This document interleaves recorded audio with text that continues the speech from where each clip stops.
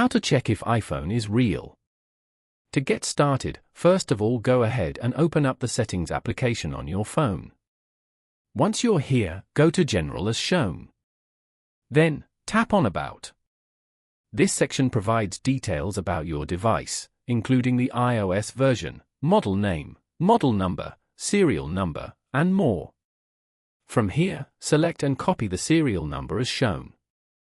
Now, go back and open up Safari. Then, go to coverage.apple.com. On this page, scroll down and paste the serial number you just copied over here. Then, tap on Submit. You can now find out the coverage information from here. Following these steps, you can easily check if iPhone is real. Thank you for watching. Please leave a like if this tutorial helped you, or leave a comment below if you have any questions related to the video.